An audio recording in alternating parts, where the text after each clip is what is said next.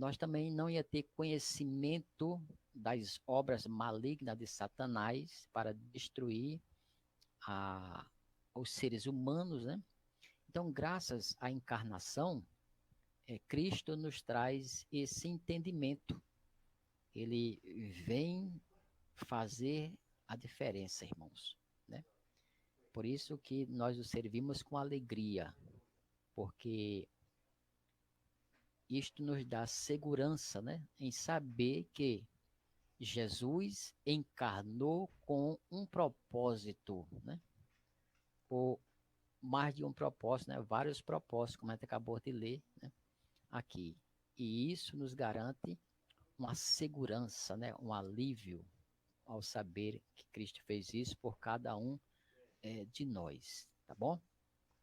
Ainda podemos, irmãos, aprender dentro de sua palavra, né? Dentro dos seus ensinamentos, ainda dentro desse propósito ou dentro da encarnação, quando se fala que Jesus encarnou, né? Que Jesus ele tomou uma forma humana. Quando a gente lê o capítulo de, de Filipenses, do capítulo 2, nós devemos ter algum cuidado, certo? Que o, esta leitura de Filipenses capítulo 2, principalmente o seu versículo de número 7, que fala que ele se esvaziou-se a si mesmo, tomando uma forma de servo, fazendo-se semelhante aos homens. Nós devemos ter cuidado aqui, é, que Jesus jamais se esvaziou da sua divindade, tá bom? Vamos entender isso. Tem uma teoria que é chamada teoria da quinosis, né? Que essa teoria ela ensina, né, que Jesus Cristo esvaziou-se da sua divindade quando se fez homem. E biblicamente e teologicamente é infundado, certo? É infundado. Isso não tem respaldo bíblico, tá?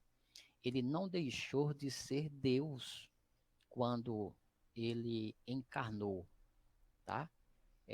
Então, este versículo 7 de Filipenses, que fala que ele se esvaziou a si mesmo, isso não significa que ele se esvaziou-se da sua divindade. Não é isso que o versículo está ensinando, tá? Para nós não cairmos no erro da teoria da quinosis, que alguns dizem que Jesus esvaziou-se da sua divindade quando se fez homens. Isso não é verdade, né? Não tem respaldo, né? Vejamos alguns versículos, né, que podem nos ajudar, né, nos reforçar ao entendimento melhor. Observe neste parte 1, diz que não é isso que o texto de Filipenses 2 afirma. Ou seja, o que é que o texto não afirma? Da quinose, né, que Jesus se esvaziou de sua divindade. Este texto, ele simplesmente afirma que Jesus esvaziou a si mesmo das suas prerrogativas divinas, né? Não da sua divindade, a, a humilhar-se e tornar-se um ser humano, né? Porque quando você lê o versículo 5, principalmente, e o versículo 6, né? Até o 8, principalmente o 8, diz, e achado na forma de homem, humilhou-se a si mesmo, sendo obediente até a morte, diz, e morte de cruz, né? Então, o texto aqui está falando da natureza humana de Cristo, mas não diz o texto que ele deixou ou se esvaziou da sua divindade. A parte 2 aí você pode ver que quando ele esvaziou a si mesmo, ele reteve a forma. O que significa isso? A essência divina. Pois se a mesma palavra forma, né, como é aplicada a Deus, significa que ele era Deus, como a gente pode ler no versículo de número 6, diz que sendo em forma de Deus, não teve por usurpação ser igual a Deus, né? Ou seja, ele, forma de Deus, ele se esvazia a si mesmo, mas reteve a forma, a essência divina. permaneceu sobre ele, né? E isso a gente pode ver que é exatamente o que João deixou escrito, né? Lá no Evangelho de João, capítulo 1, verso 1, né? Que no princípio era o verbo, e o verbo estava com Deus, e o verbo era Deus, né? E Colossenses 2, verso 9, também Paulo fala sobre este assunto quando ele diz: porque nele em Cristo, né, habita corporalmente toda a plenitude da divindade, né? Então a essência divina estava sobre Jesus Cristo, né? Ele não perdeu a sua essência divina, ele não se desfez, né? Ele se desfez de sua glória quando se fez homem. Quando Cristo se fez homem, ele em momento algum deixou de ser Deus.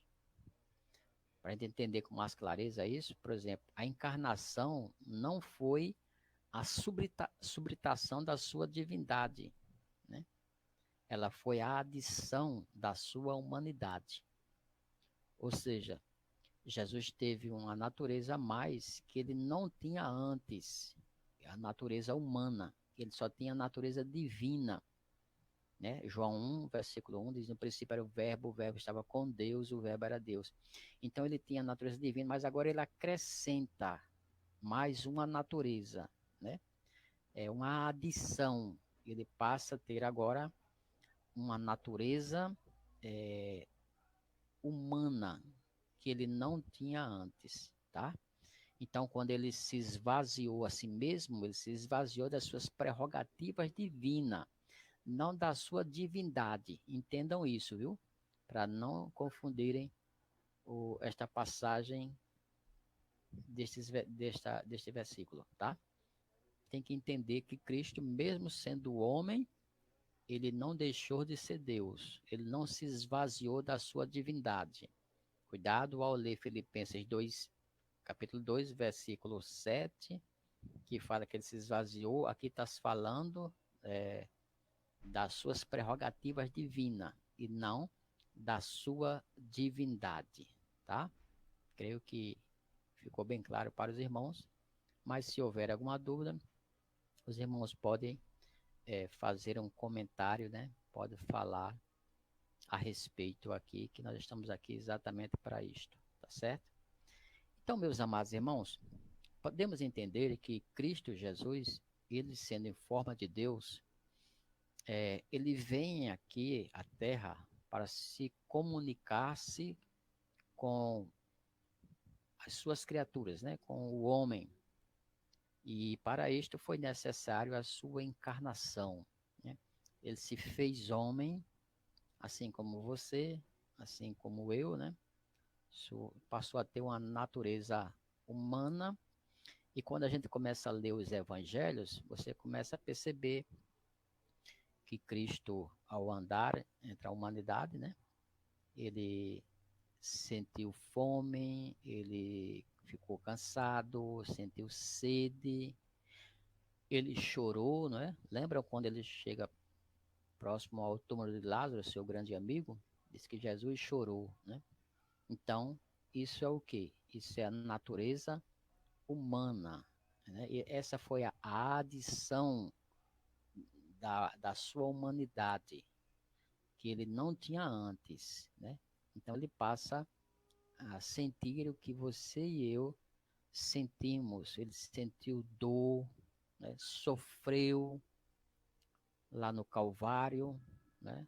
Quando foi açoitado, conforme Isaías 53 ele ensina, tá? Então, devemos ter o cuidado para entender essa questão das duas naturezas, né? A natureza divina e sua natureza humana, onde fala na epístola do apóstolo Paulo aos Filipenses, no capítulo 2 em diante, que fala exatamente sobre esta adição à natureza divina de Cristo. Como diz o versículo 6, que sendo ele em forma de Deus, né? Ele era Deus, mas quando chega no versículo de número 8, versículo 7, fala que ele se esvazia a si mesmo, tomando a forma de servo. Agora ele se faz, aí diz, fazendo-se semelhante aos homens, tá?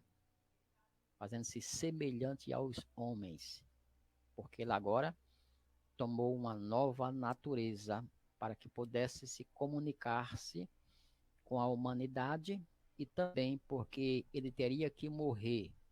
E para morrer, ele tinha que ter uma natureza humana, certo? Ele, na sua natureza divina, ele não pode jamais, poderia jamais é, ter morrido, mas como sua natureza humana, aí sim. As palavras de Paulo infundem toda a vida de Cristo de obediência incondicional e enfatiza a suprema expressão dessa obediência aconteceu na sua morte. É verdade, irmão. Como diz aqui a irmã Adriana Gomes, né? É verdade. Cristo, a gente vê em todos os evangelhos, né, essa questão de obediência incondicional, né? Porque ele veio para uma missão, né? E missão esta que foi doar sua vida em favor de cada um de nós, né? Então ele foi obediente ao Pai, né? E principalmente o profeta Isaías, ele fala, né, no versículo, no capítulo de número 53, que é bem conhecido entre os irmãos, que nos diz a palavra de Deus que ele mesmo sendo ferido, né, pelas nossas transgressões, e diz também que ele foi moído, mas diz o versículo, né, que a palavra de Deus que ele não abriu a sua boca, né? Ele ali entregou-se totalmente em obediência a Deus, porque o Isaías 53, versículo 4, diz que ele verdadeiramente toma sobre si as nossas enfermidades, né? E foi ferido, foi moído, né? Diz que pelas suas pisaduras nós fomos sarados, nós éramos como ovelhas desgarradas, né? Mas ele foi também oprimido e afligido, mas aí o versículo 7 de Isaías 53 diz, ele foi oprimido e afligido, mas não abriu a sua boca, né? Como um cordeiro foi levado ao matadouro, e como ovelha muda perante os seus tosquiadores. Assim ele não abriu a boca, né? Ou seja, está falando de obediência, né? Isso que a irmã está comentando juntamente com a gente. Então, nunca o esqueçam desta passagem de Filipenses 2, versículo 7, que quando diz que Jesus se esvaziou, não significa que ele esvaziou-se da sua divindade. Não é isso que o versículo está dizendo. Ele esvaziou-se das prerrogativas, né, divina, tá bom? Eles, mesmo como homem, na sua forma humana, ele não deixou de ser Deus. Olha, vamos ver aí Jesus, o verdadeiro homem. Jesus, sendo Deus, deixou a sua glória e aniquilou-se a si mesmo e se fez homem. E mais do que isso, se tornou servo, né? Além de homem, além de se tornar homem, né, uma natureza humana, ele se tornou servo, conforme até a irmã Adriana estava falando, né? Servo é aquele que obedece, que está sobre ordem, né? E ele estava sobre ordem do seu pai, né? Estava submisso ali, submeteu às ordens do pai, tornou-se um servo, né? Mateus 20, verso 28 diz: bem como o filho do homem não veio para ser servido, mas para servir e para dar a sua vida em resgate de muitos, né? Então Jesus sujeitou-se às limitações humanas, né? Ele ficou debaixo de ordem do Pai. A Bíblia chama Jesus homem. Na sua natureza humana, a gente vai encontrar várias passagens da Bíblia pessoas se dirigindo a Cristo como um homem. Por exemplo, Pedro, ele disse, né, lá em Atos 2:22, na pregação, ele diz: Jesus Nazareno, varão aprovado por Deus, né? O Jesus Nazareno, homem aprovado por Deus, né? Também quando trouxeram Jesus perante Pilatos, aí o que é que Pilatos diz lá em Evangelho João 19:5? Ele diz: eis aqui o homem, né? O próprio Jesus Cristo, ele também chegou a dizer, né? Lá em João 8:40, quando tentaram matar ele, né? Diz: mas agora procurais matar-me a mim, homem, que vos tem dito a verdade. Então a gente vê aqui, irmãos, que o próprio Cristo, ele se apresenta como homem. Por quê? Porque ele tomou uma forma humana, né? Tomou uma forma de homem, né? Olha aí, Jesus, como verdadeiro homem, estava sujeita à limitação humana. Por exemplo, ele possuía um corpo físico, conforme a gente pode ver, está em Mateus, Mateus capítulo 26, o versículo 12, diz: ora, derramando ela este unguento sobre o meu corpo, fê-lo preparando-me para o meu sepultamento, né?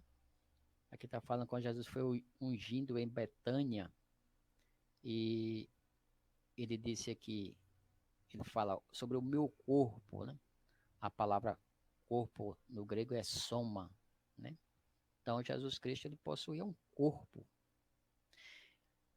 Outra coisa interessante, irmãos, ainda dentro dessa, falando dessa natureza, é que ele possuía uma alma racional.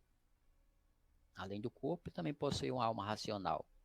Mateus 26, o verso 38, bem aí onde você está, leu há pouco tempo, o versículo 12, agora indo lá para o versículo 38, ele diz: então lhes disse, a minha alma está cheia de tristeza até a morte, ficai aqui e velai comigo, né?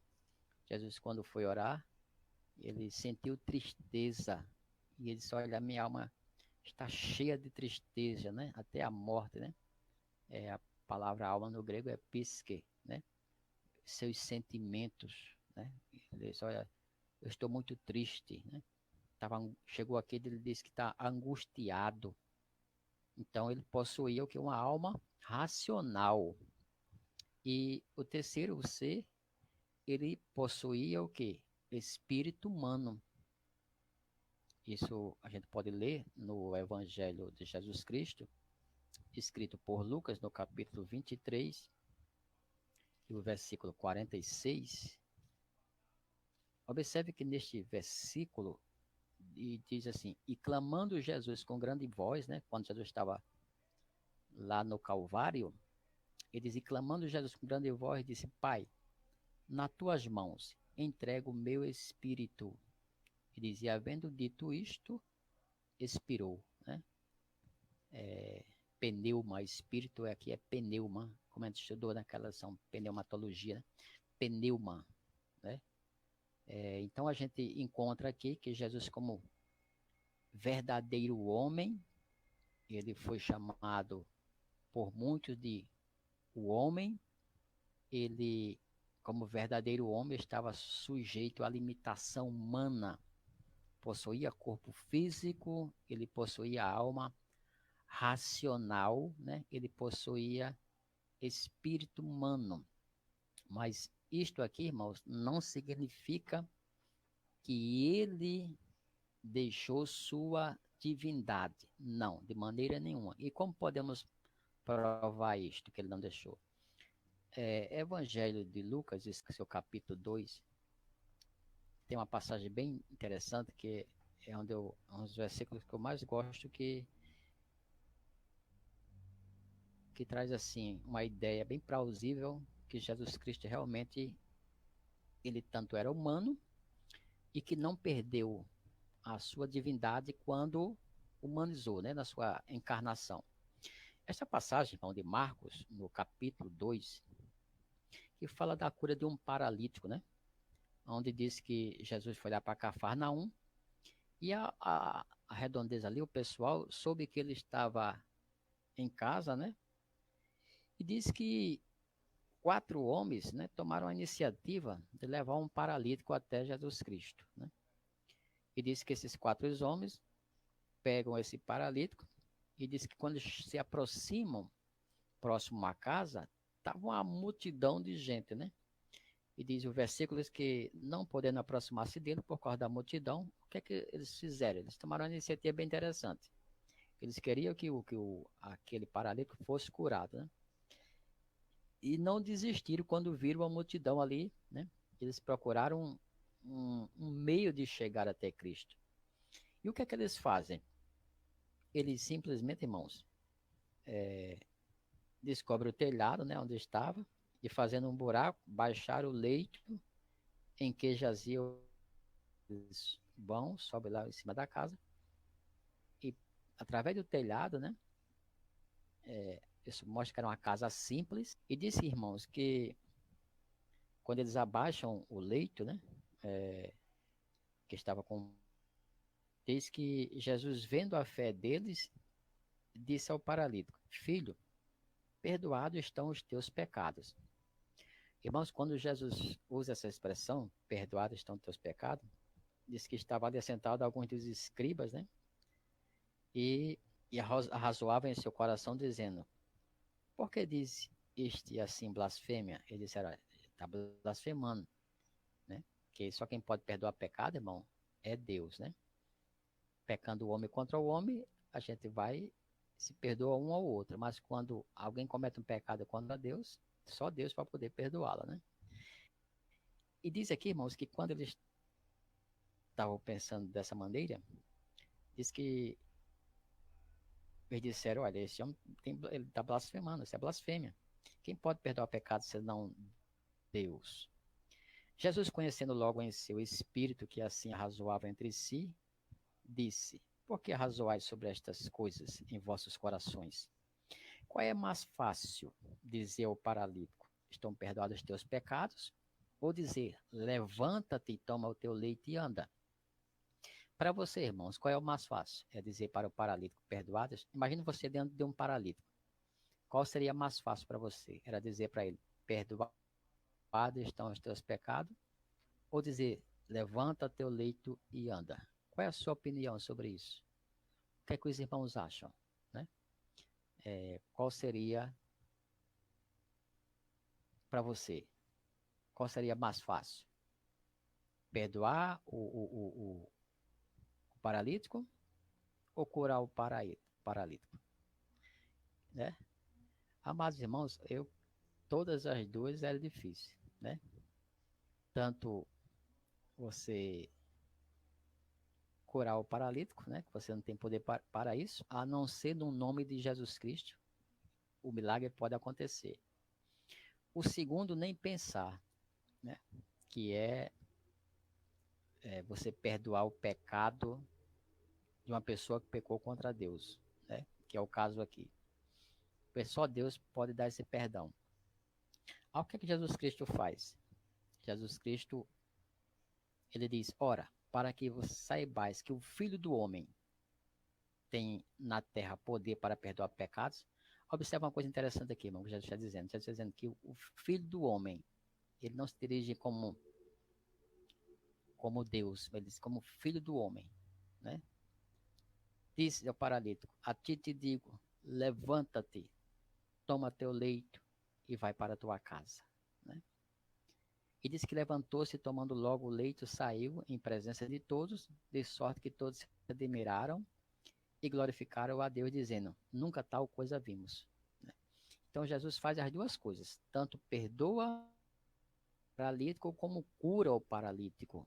Para ele nada é impossível, é impossível para o homem, né? Mas para Deus nada é impossível. Jesus, então, ele provou que mesmo na sua natureza humana, ele não perdeu a sua divindade. E em seguida, ele curou o paralítico, tá bom? Então, amados irmãos, certeza que Cristo, irmãos, mesmo sendo verdadeiro homem, ele também é verdadeiro,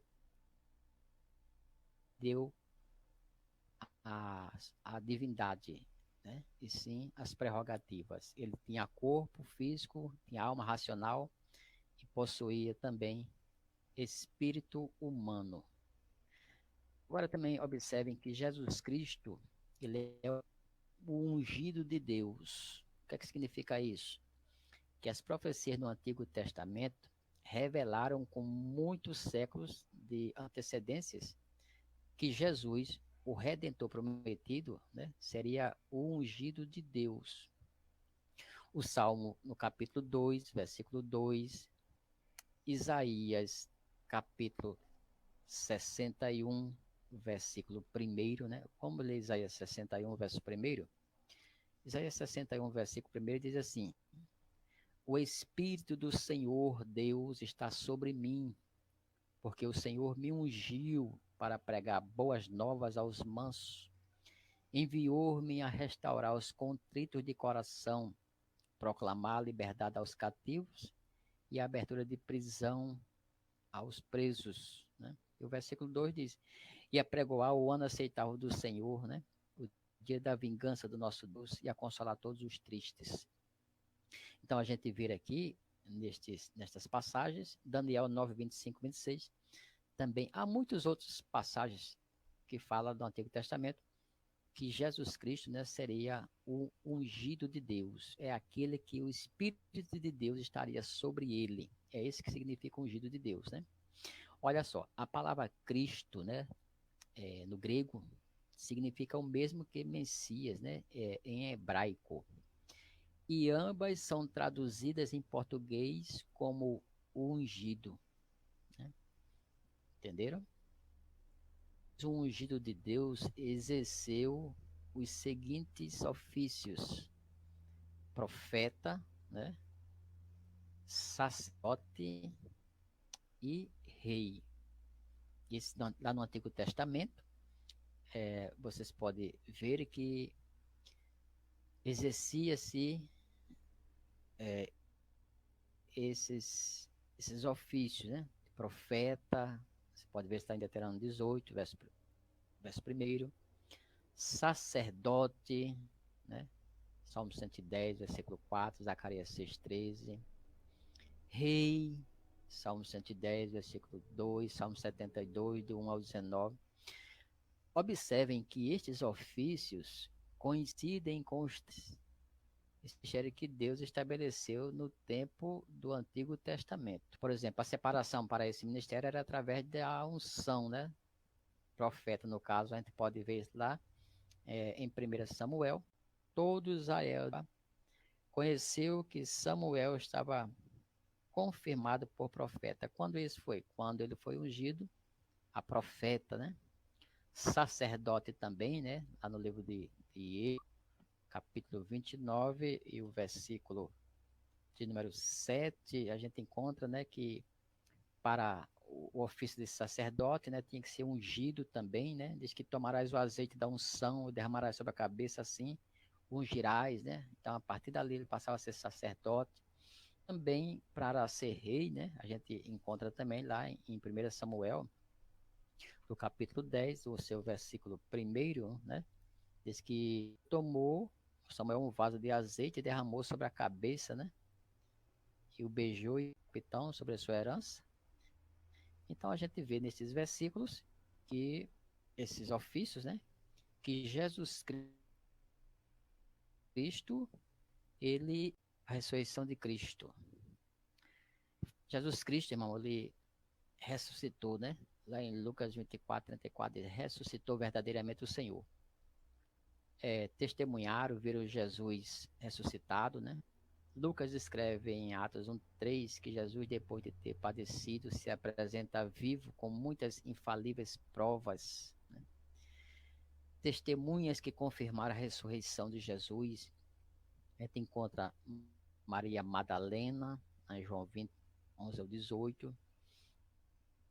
As mulheres que voltavam do sepulcro, o apóstolo Pedro, e lá em 1 Coríntios 15, versículos, observe que Paulo diz que mais de 500 irmãos, né,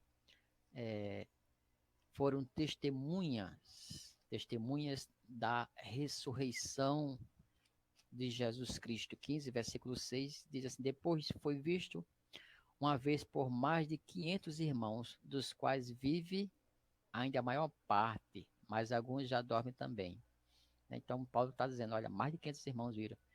O apóstolo Paulo, né, também ele testemunha da ressurreição de Jesus Cristo, né?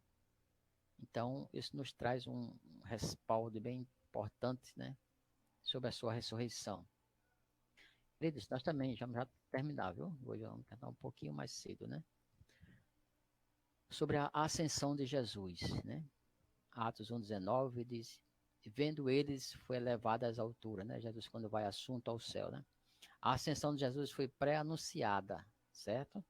A gente pode ver lá no Salmo 68, versículo 18, Salmo 47, versículo de número 5, né?